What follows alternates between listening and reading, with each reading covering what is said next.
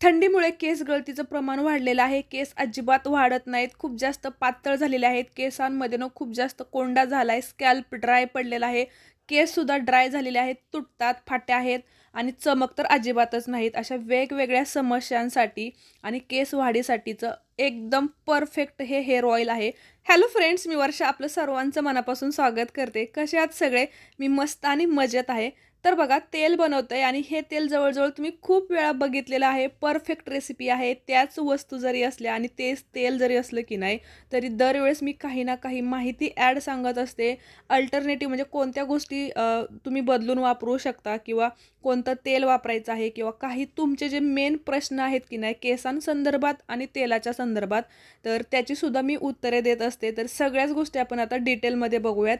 तर तेल बनवण्यासाठी जे साहित्य लागतं की नाही आणि त्याच्यामधील ज्या खूप महत्त्वाच्या गोष्टी आहेत त्याच तर तुम्हाला घ्यायच्याच आहेत आणि कोणत्या वस्तूंऐवजी कोणत्या वस्तू घ्यायच्या ते सगळं सुद्धा मी सांगते. तर हे तेल बनवण्यासाठी जास्वंदीची फुले हा एकमेव असा महत्त्वपूर्ण घटक आहे की तो आपल्याला स्किप करायचा नाही. त्याच्याऐवजी तुम्ही पाने सुद्धा वापरू शकता, पण तुम्हाला फुलं सुद्धा पाहिजेत आणि तीही जास्त प्रमाणात, तरच त्या तेलाचा तेवढा जास्त इफेक्ट राहणार आहे आणि हेअर ग्रोथ फास्ट होते. त्याच्यासोबत आवळा, जो रॉ आवळा आहे की नाही, आता सध्या मार्केटमध्ये खूप जास्त प्रमाणात आवळे आलेले आहेत. अगदी खेड्यापाड्यांपर्यंत सुद्धा आवळे भेटत आहेत. त्याच्यासोबत ॲलोवेरा पण सगळ्यांकडेच असतो आणि कढीपत्ता सगळ्यांकडेच असतो. या 4 गोष्टी खूप महत्त्वाच्या आहेत. याला अजिबात स्किप करायचं नाही. आणि मेहंदीची पाने पण इकडे मी ओली घेतलेली आहे. तुमच्याकडे नसतील ना तरी चालेल, तुम्ही स्किप करा. कलोंजी, मेथी दाणे आणि जवस या 3 वस्तू घेतलेल्या आहेत. 2-2 चमचे प्रमाण पण तुम्ही बघा. फक्त जास्वंदीची फुले, आवळा, कढीपत्ता या सगळ्या ज्या गोष्टी आहेत की नाही, तर याचं प्रमाण थोडं कमी जास्त झालं ना तरीसुद्धा चालेल. कारण की त्या नॅचरल गोष्टी आहेत. तुम्ही उलटं त्याचं प्रमाण वाढवलं ना तरीसुद्धा त्याचे रिझल्ट चांगलेच येतात. आणि त्याच्यासोबतच बघा, कोल्ड फ्रेशचं कोकोनट ऑइल म्हणजे खोबरेल तेलच आहे. फक्त कच्च्या घाणीचं मी इकडे वापरते आणि खूप दिवसांपासून ना मी हेच तेल वापरते. जवळ-जवळ 2 वर्ष होत आलेली असतील. याच्याऐवजी बघा, तुम्ही आता थंडीचे दिवस आहेत ना, तर तुम्ही तिळाचं तेल वापरू शकता, पण हे कोल्ड प्रेसचं म्हणजे कच्च्या घाणीचंच पाहिजे किंवा मोहरीचं तेल. काही जण बघा मस्टर्ड ऑइल वापरतात कारण की त्यांना त्याची सवय असते. कोणाला तिळाच्या तेलाची सवय असते, कोणाला खोबऱ्याच्या तेलाची सवय असते. तुम्ही जे तुम्हाला रेग्युलरला जे तेल वापरता आणि ते तुम्ही तेल बनवण्यासाठी सुद्धा वापरू शकता, असं काहीच नाही.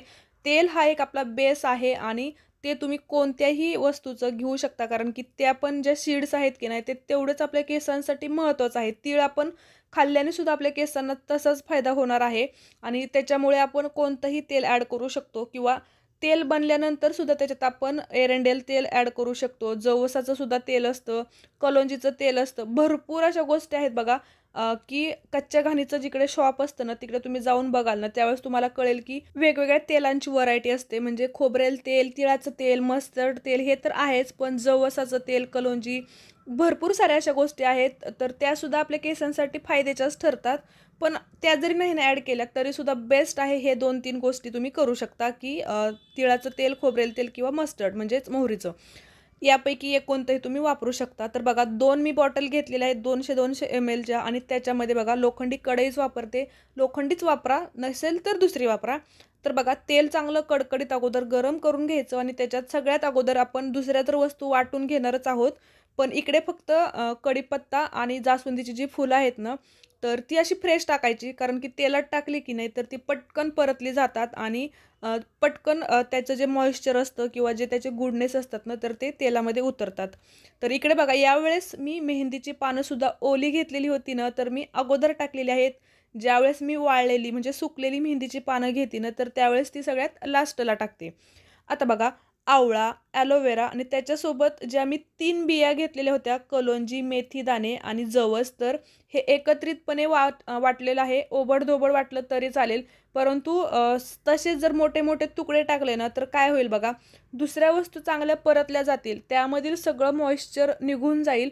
पण ॲलोवेरा किंवा आवळ्याचे जर मोठे काप असतील ना, तर ते सगळं फ्राय न होता त्याच्यामध्ये मॉइश्चर राहून मग परत तेल खराब होण्याची जास्त शक्यता राहील. त्यामुळे या 2-3 गोष्टी की नाही वाटून घ्यायच्या आणि एवढ्याच मोजक्या वस्तू टाकलेल्या आहेत आणि यानेच खूप भारी रिझल्ट आहेत. याच्यामध्ये तुम्ही आणखीन बघा, जर तुमच्यामध्ये कोंड्याचं प्रमाण जास्त असेल ना, तर तुम्ही लिंबाची पानेसुद्धा टाकू शकता. पाने म्हणजे आपण लिंबाचं जे कडुलिंबाचं झाड असतं ना त्याची. त्याच्यासोबतच तुम्हाला आणखीन आयुर्वेदिक जे म्हणजे की भृंगराज, माका जे पण तुम्हाला गोष्टी ॲड करायच्या असतील ना, पाने वगैरे, तर ते तुम्ही ॲड करू शकता. इकडे बघा, हे सगळ्याच ओल्या वस्तू वापरत आहे ना, त्याच्यामुळे खूप जास्त मी ड्राय वस्तू अजिबात टाकत नाहीत. कारण की काही जण म्हणतात, की आमच्याकडे आवळा नाही, मग आवळा पावडर टाकू का? मेहंदीची पाने नाहीत, मग आम्ही मेहंदीची पावडर टाकू का? तर मी मागच्या वेळी पण तेच सांगितलेलं होतं, की बघा ज्यावेळेस आपण हे हीटिंग करतोय, डायरेक्ट गॅसवरती ही प्रोसेस करतोय ना, त्यावेळेस याच्यामध्ये कोणतीही पावडर ॲड करायची नाही. कारण की ती टाकली ना, तरीसुद्धा त्याचा काही फायदाच होणार नाही, ती जळूनच जाणार आहे. तर तुम्ही ती गोष्टच पूर्णपणे स्किप करा आणि ज्यावेळेस तुम्ही तेल लावाल की नाही, तर त्याच्यामध्ये तुम्ही ती पावडर थोडीशी ॲड करून डबल बॉइलिंग करायचं. तेल थोडंसं गरम करायचं आणि तुम्ही तसं ते तेल लावू शकता, तसं ऑइलिंग करू शकता. पण हे तेल बनत असताना याच्यामध्ये कोणतीही पावडर ॲड करू नका. आणि बघा मी सांगेपर्यंत की नाही जवळ-जवळ एक 10-15 ते 20 मिनिट जातात. लो टू मीडियम गॅस पण बघा तुम्ही असंच ठेवायचं. हाय फ्लेम अजिबात करायची नाही. कारण की एकदम आपल्याला ते पटकन करपू द्यायचं नाही. मॉइश्चर पटकन घालवण्यासाठी आपल्याला फास्ट करायचं नाही. कारण तेलही जळून जाईल तसंही आणि फास्ट प्रोसेस करून काहीच फायदा होत नाही. हे हळू पूर्णपणे परतलं गेलं पाहिजे किंवा चांगलं ते बॉईल झालं पाहिजे. तरच तेल पण छान बनतं आपलं आणि सगळ्या वस्तू आहेत ना, त्या पण चांगल्या आतपर्यंत चांगल्या फ्राय होतात आणि त्याच्यामध्ये मॉइश्चर राहत नाही. कारण की बघा कमी तर तुम्ही शिजवलं की नाही, तर त्याच्यामध्ये मॉइश्चर राहील आणि ओव्हर कुक केलं ना, तरीसुद्धा सगळ्या जर वस्तू करपल्या गेल्या, त्यामधील जे गुडनेस, न्यूट्रिएंट्स जे असतील ना, तेच जर जळून गेले, तर त्यासुद्धा तेलाचा काहीच फायदा होणार नाही. त्याच्यामुळे छान असं तेल सुटतं किंवा असा खमंग वास येतो तेलाचा मस्त असा आणि आपल्याला अंदाज येतो की आता हे झालेलं आहे. आपण ज्या रेसिपी बनवतो मसाल्यांवरून लक्षात येतं तसं आणि जवळ-जवळ झालं की झाकून ठेवायचं एक 5 तास किंवा एक रात्रभर ठेवलं ना, तरीसुद्धा मग गरम तेलामुळे, गरम कढईमुळे की नाही, तर आहे ते पण मॉइश्चर त्यामधील निघून जातं. नंतर बघा झाकल्यानंतर मी पूर्णपणे कापडाने गाळून घेतलेलं आहे आणि तुम्ही तेलाचा कलर बघा. अगोदर जे ट्रान्सपरंट तेल जे होतं की नाही, तर असा मस्त कलर आलेला आहे आणि प्रत्येक वेळेत तुम्ही बघाल ना, तर असाच कलर येतो तेलाचा आणि खूप सुंदर. हे तेल बघायला ना भारी वाटतं कारण की एवढं साहित्य जमवलेलं असतं, आयुर्वेदिक गोष्टी आणि हे एकदम मन लावून तेल बनवलेलं असतं की नाही. तर मला तर हा माझा एक खजाना वाटतो. जसं की तूप बनवतो की नाही आपण, तसं हे तेल खूप मजा येते आणि खूप भारी वाटतं आणि आता तर इतक्या वेळा बनवलंय की असं नाही का परफेक्ट पण बनतं तेवढं आणि प्रत्येक वेळी असंच बनतं. खूप छान याचे रिझल्ट आहेत. प्रत्येक केस धुण्याच्या अगोदर मन लावून चांगलं ऑइलिंग करायचं आणि बघा केसांमध्ये तर बदल होतोच. या गोष्टीसोबत आणखीन कोणत्या गोष्टी करायच्या? ऑइलिंग तर महत्त्वाचंच आहे. तुम्ही तुमच्या खाण्याकडे लक्ष द्यायचं. बेस्ट डाएट घ्यायचं. आहार जो आहे की नाही आपला तो सुद्धा तेवढाच हेल्दी असायला पाहिजे. त्याच्यामुळेच आपल्याला इंटरनल जर तुम्ही परफेक्ट असाल किंवा चांगल्या गोष्टी घेत असाल ना खाण्यातून, तरच केस वाढायला सुद्धा चांगली मदत होते आणि वरून जर तुम्ही हे छान असं ऑइलिंग कराल, त्याच्यासोबतच हेअर मास्क, मेहंदी किंवा वेगवेगळे जे रेमेडीज आहेत ना, त्यासुद्धा ट्राय करायच्या आहेत आणि त्यामुळे आपल्या केसांचं टेक्स्चर बदलत जातं वरून. आतून जर तुम्ही हेल्दी जर डाएट घेतलं ना, तर केसांची वाढ होते, केसांना एक नॅचरली चमकसुद्धा भेटते आणि या तेलामध्ये आपण ज्या नॅचरल वस्तू वापरलेल्या आहेत की नाही, त्याच्यामुळे बघा कोंडा होत नाही अजिबात, झाला तरीसुद्धा एकदम त्याचं प्रमाण कमी होऊन जातं आणि खरोखर आहे याच सगळ्या गोष्टींमुळे ना केसांची एकही समस्या नाही आणि खूप चांगले रिझल्ट आहेत. खूप चांगला विश्वास आहे माझा याच्यावरती आणि आतापर्यंत ज्यांनी हे वापरलेलं आहे की नाही, त्यांनी सुद्धा मला तसंच सांगितलेलं आहे की खूप चांगले रिझल्ट आहेत. त्याच्यामुळे तुम्ही सुद्धा वापरा आणि नक्की करून बघा.